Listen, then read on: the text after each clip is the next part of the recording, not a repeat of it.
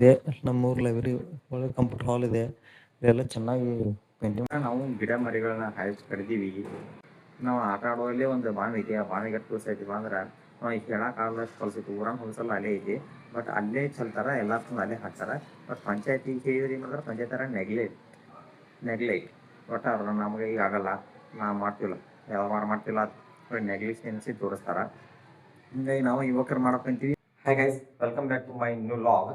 ಇವತ್ತಿನ ಈ ವಿಡಿಯೋದ ವಿಶೇಷತೆ ಏನಂದ್ರೆ ನಮ್ಮೂರಿನ ಕಹಿ ಸತ್ಯಗಳನ್ನು ನಿಮ್ಮಪ್ಪ ಅಂದ್ರೆ ನಮ್ಮೂರಿನಲ್ಲಿ ಬಹಳ ಸ್ವಲ್ಪ ಸ್ಥಳಗಳಲ್ಲಿ ಬಹಳ ಹೊಲಸ ವ್ಯವಸ್ಥೆ ಕಂಡು ಬರ್ತದೆ. ಅದನ್ನೆಲ್ಲ ತೋರಿಸ್ತೀನಿ ನಿಮಗೆ. ಮತ್ತೆ ನಮ್ಮ ಊರಿನಲ್ಲಿ ಏನೇನು ಬದಲಾವಣೆ ಆಗ್ಬೇಕು ಎಂಬುದನ್ನೆಲ್ಲ ಸ್ವಲ್ಪ ಒಂದೊಂದು ಮಾಹಿತಿ ಐತಿ, ಅದನ್ನ ಹೇಳ್ತೀನಿ ನಿಮಗೆ.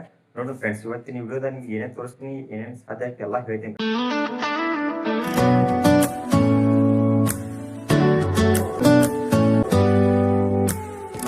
ಬೆಳಗ್ಗೆ ಎದ್ದಕ್ಲಿ ನಮ್ಮೂರ ಎಷ್ಟು ಸಂಪವಾಗಿ ಕಾಣ್ತಿದೆ ನೋಡಿ. ಈಗ ಇದು ನಮ್ಮೂರ ದ್ವಾರ ಬಾಕ್ಲ. ಇಲ್ಲಿ ಯಾರು ಇಲ್ಲ, ನಮ್ಮೂರದಾರಿ ಈಗ ಬೆಳಗ್ಗೆಕ್ಲಿ ಯಾರು ಇರಂಗಿಲ್ಲ, ಎಲ್ಲ ಸಂಪಾಗಿರ್ತದೆ. ಎಲ್ಲ ಈ ರೀತಿ ಗಾಡಿ ತಿರುಗ್ತಾರ, ನಾವು ಕ್ರಿಕೆಟ್ ಆಡ್ತೀವಿ ಇಲ್ಲಿ ಸಾಲು. ಇವಾಗ ನಾನು ಎಲ್ಲಿ ಬಂದಿದ್ದೀನಪ್ಪ ಅಂದ್ರೆ ನಮ್ಮೂರಿನ ಲೈಬ್ರರಿ ಗ್ರಂಥಾಲಯಕ್ಕೆ ಬಂದಿದ್ದೀನಿ. ಇಲ್ಲಿ ನೋಡಿ ಗ್ರಂಥಾಲಯ ಎಷ್ಟು ಚೆನ್ನಾಗಿದೆ. ಮತ್ತೆ ಇಲ್ಲಿ ಸಣ್ಣ ಹುಡುಗರು ಚಿತ್ರ ತೆಗೆದಿದ್ದಾರೆ. ಇಲ್ಲಿ ಪೇಪರ್ ಬರ್ತಾವು. ಬಟ್ ಏನು ಇನ್ನೊಂದು ವಿಷಯ ಅಂದ್ರೆ ಯಾರು ಅಷ್ಟಾಗಿ ಓದಾಕ್ ಬರಂಗಿಲ್ಲ ಇಲ್ಲಿ. ಓದಾಕ್ ಅಂದ್ರೆ ಯಾವ ಊರ ಲೈಬ್ರರಿ ಆದ್ರೂ ಬೆಳಿತೈತಿ. ನೀವು ಬರ್ಬೇಕು. ನಮ್ಮೂರ್ನ ಯುವಕರು ಮತ್ತು ಓದಾಕ ಭಾಳ ಬಂದಾರ, ಖರೆ ಓದಾಕ ಯಾರು ಲೈಬ್ರರಿ ಬರಂಗಿಲ್ಲ. ಇಲ್ಲಿ ಎಲ್ಲಾರು ಬಂದಿರ್ತಾರ, ಪಾಪ ವಯಸ್ಸದಾರ ಬಂದಿರ್ತಾರ. ಬಟ್ ಯುವಕರು ಬಂದ್ರೆ ಸ್ವಲ್ಪ ಲೈಬ್ರರಿ ಏನಟ್ ಇಂಪ್ರೂವ್ ಮಾಡ್ಬೇಕ, ಪ್ರೋತ್ಸಾಹ ಸಿಗ್ತತಿ. ಯಾಕಂದ್ರೆ ಯುವಕರು ಬಂದ್ರೆ ಮಾಡ್ತಾರ ಅವ್ರ. ಯುವಕರು ಬರ್ಲಿಕ್ಕೆ ಯಾಕೆ ಮಾಡ್ತಾರ ಅವ್ರ? ಹಂಗಾಗಿ ತಿಳ್ಕೊಂಡು ಫಸ್ಟ್ ನೀವು ಸ್ವಲ್ಪ ಯುವಕರು ಬಂದ್ರೆ ಅನುಕೂಲ ಆಕತಿ ಲೈಬ್ರರಿ ಇಂಪ್ರೂವ್ ಮಾಡಕ. ಮತ್ತು ಪಂಚಾಯತಿ ಅವರು ಇಂಪ್ರೂವ್ ಮಾಡ್ತಾರ ನೋಡಿ. ಇಲ್ಲೆಲ್ಲ ಚೆನ್ನಾಗಿದೆ. ನಮ್ಮೂರ್ ಲೈಬ್ರರಿ ಒಳಗೆ ಕಂಪ್ಯೂಟರ್ ಹಾಲ್ ಇದೆ. ಇದೆಲ್ಲ ಚೆನ್ನಾಗಿ ಪೇಂಟಿಂಗ್ ಮಾಡಿದಾರ. ಮತ್ತೆಲ್ಲ ಸುವ್ಯವಸ್ಥಿತವಾದ ಗಾಳಿ ಬರುತ್ತೆ. ಮತ್ತೆ ಪೇಪರ್ ಇರ್ತಾವು. ಎಲ್ಲ ಒಂದು ದಿವಸ ಅಲ್ಲಿ ಓದಬೇಕು. ಏನು ಒಂದು ತಾಸು ಓದಿರಿ ಏನು ನಾಲೆಜ್ ಬರುತ್ತೆ. ಬಟ್ ಏನು ಯಾವುದೂ ಲಾಸ್ ಆಗೋದಿಲ್ಲ. ನೀವು ಯಾವುದೇ ಪುಸ್ತಕ ಓದ್ಬೇಕಾದ್ರೂ ಒಂದು ಪೇಪರ್ ಓದ್ಬೇಕಾದ್ರೆ ಒಂದು ಮಾಹಿತಿ ಸಿಗ್ತದೆ ನಿಮಗೆ. ಟಿವಿಯಾನ ಹೋಗೋದು ಮುಂದಿರ್ತೀರಿ, ನಿಮ್ಗೆ ಬೋರ್ ಆಗುತ್ತೆ. ಅಲ್ಲಿ ಓದಿ ತಿಳ್ಕೊಂಡ್ರೆ ನಿಮ್ಮ ಕಣ್ಣು ಶಾರ್ಪ್ ಆಗ್ತಾವ.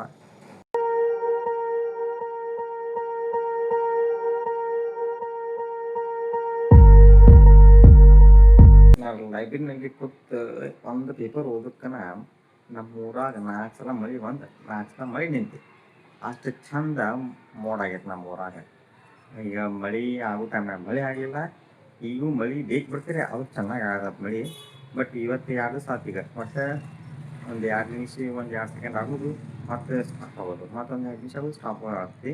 ಇದಕ್ಕೆ ಏನು ಹೇಳೋದು? ಮೋಡ ನೋಡ್ರಿ ಚೆನ್ನಾಗೈತಿ ಹೊರಗಡೆ, ಬಟ್ ಪೂರ್ತಿ ಆಗ್ತಿಲ್ಲ. ಬಟ್ ಒಂದೇ ಪೇಪರ್ ಓದಕ್ಕನ 4 ಸಲ ಹೋಗುತ್ತೆ. ಹಿಂಗೆ ನೋಡ್ರಿ. ಯಾಕಂದ್ರೆ ನಮ್ದು ಬೆಳಗಾವಿ ಜಿಲ್ಲಾ ಅಲ್ಲ, ಹೆಂಗಾರು ನಮ್ಮದು ಮಲೆನಾಡು ಪ್ರದೇಶ. ಬಟ್ ಏನೈತಿ ಅಷ್ಟು ಸರಿಯಾಗಿ ಮಳೆ ಆಗಲ್ಲ. ಅದು ಯಾಕಂದ್ರೆ ನಾವು ಮಾಡಿದ್ದ ತಪ್ಪು. ಯಾಕಂದ್ರೆ ನಾವು ಗಿಡ ಮರಿಗಳನ್ನ ಹಾಯ್ಸಿ ಕಡ್ದೀವಿ, ಮತ್ತು ಅದಕ್ಕಾಗಿ ಮಳೆ ಆಗಲ್ಲ. ಈಗ ಯಾರು ಬಂದರೂ ಗಿಡ ಮರಗಳನ್ನ ನೆಡೋದಲ್ಲ, ಬರೀ ಕಡಿಮೆ ಮಾಡ್ತಾರೆ. ಅದಕ್ಕಾಗಿ ಅದು ಮಳೆ ಆಗತ್ತಿ ಅಂತ ಯೋಚನೆ ಮಾಡ್ತಾರೆ, ಆದ್ರೆ ಮಳೆ ಆಗಲ್ಲ. ಯಾಕಂದ್ರೆ ಗಿಡಗಳು ಬೇಕು, ಇಂಪಾರ್ಟೆಂಟ್ ಗಿಡಗಳು. ಆದರೆ ಯಾರಿಗೂ ಅರ್ಥ ಆಗೋದಿಲ್ಲ. ಬರೀ ಗಿಡ ಕಡಿತಾರ, ತಮ್ಮ ಸ್ವಾರ್ಥಕ್ಕೆ ಗಿಡ ಕಡಿತಾರ, ಮುಗಿಸ್ಬಿಡ್ತಾರೆ ಎಲ್ಲ. ಮತ್ತೆ ಮಳೆ ಆಗೋದಿಲ್ಲ ಅಂತ ತಿಳ್ಕೊತಾರ, ಆಗೋದಿಲ್ಲ. ಏನು ಮಾಡಕ್ಕೆ ಬರೋಂಗಿಲ್ಲ. ಯಾರಿಗೆ ಅಷ್ಟು ಇವರು ಅಷ್ಟೇ, ಯಾರು ತಿಳ್ಕೋದಿಲ್ಲ. ಕಲ್ತಾರ ಒಟ್ಟ, ಕಲಿದಾರ ಒಟ್ಟ, ಯಾರಿಗೆ ಬಿದ್ದಿದ್ರೆ ಯಾರು ಕೇಳೋದಿಲ್ಲ. ಹಂಗಾಗಿ ಮತ್ತೆ ಏನು ಮಾಡೋದು? ಅವ್ರ ಮಾಡಿದವ್ರು ಅನುಭವಿಸ್ತಾರ. ಅವ್ರು ಅನುಭವಿಸೋದಲ್ಲ, ಈಗಿನ ಯುವಕರು ಅನುಭವಿಸ್ತಾರೆ. ಯಾಕಂದ್ರೆ ಅವರು ಬುದ್ಧಿ ಹೇಳಂಗಿಲ್ಲ ಯಾರಿಗೆ. ಗಿಡ ಮರ ಕಡಿದು ಒಟ್ಟ ಚೆಲ್ಲೋದು ಮಾಡ್ತಾರೆ. ಹಿಂಗಾಗಿ ನೀರು ಹಾಕಂಗಿಲ್ಲ. ಮತ್ತೆ ಹೇಳ್ತಾರೆ ನಾವೆಲ್ಲ ಗಿಡಗಳು ಭಾಳ ಬೆಳೆಸ್ತೀವಿ, ಹಂಗೆ ಬೆಳೆಸ್ತೀವಿ ಅಂತಾರೆ. ಯಾರು ಬೆಳೆಸಂಗಿಲ್ಲ. ಮತ್ತು ಯಾರಿಗೆ ಎಷ್ಟು ಹೇಳೋದು ಅಷ್ಟೇ.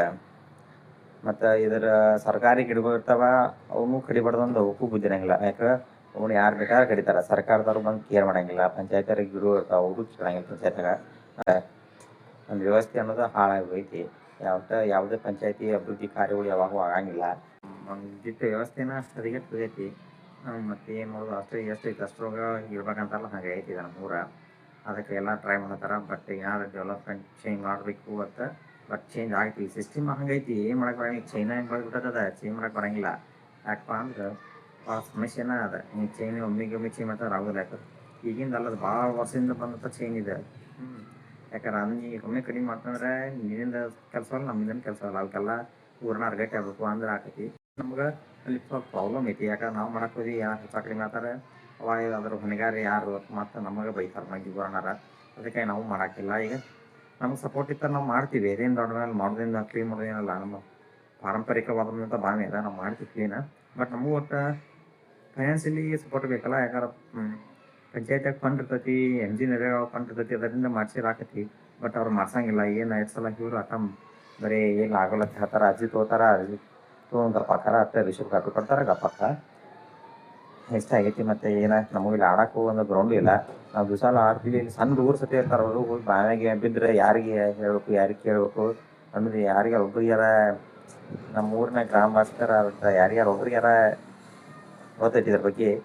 ಇಪ್ಪತ್ತು ಯಾರು ಹಾಳಾತ್ರಿ ಮಾಡ್ತೀರಿ, ಯಾರು ನಿಮ್ಮ ಹುಡುಗ ಬಿತ್ತಾರೆ ಏನು ಮಾಡ್ತೀರಿ ಬಾವ್ಯಾಗ, ಒಬ್ರು ಬಂದು ಧ್ವನಿ ಇಟ್ಟಿರಿ ಪಂಚಾಯತಿಗೆ, ಅದನ್ನ ಯಾಕೆ ಮಾಡಿಕೊಟ್ಟಿಲ್ಲ, ಇದನ್ನ ಯಾಕೆ ಮಾಡಿಕೊಟ್ಟಿಲ್ಲ ಅಂತ.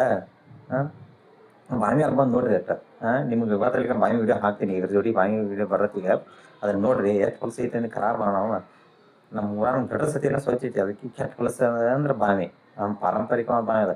ಒಂದಾನೊಂದು ನಾವು ನೋಡೋ ಪ್ರಕಾರ ಇಡೀ ಊರಾನ ಮಂದಿನ ನೀರಲ್ಲಿ ಕುಡಿತಿದ್ರೆ.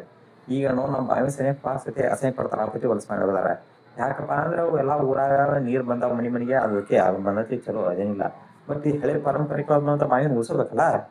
ಉಳಿಸೋಲಿಕ್ಕೆ ಇದು ಹಂಗೆ ಸತ್ಯನಾಶಿಗೆ ಹೋಗತಿ. ಅದ್ರ ಬಾಜು ಅಲ್ಲೆಲ್ಲ ಭಾಳ ಹೊಲಸು ಮಾಡ್ತಾರೆ. ಪಂಚಾಯತ್ ಯಾರು ಯಾರಿಗೆ ಹೇಳಂಗಿಲ್ಲ.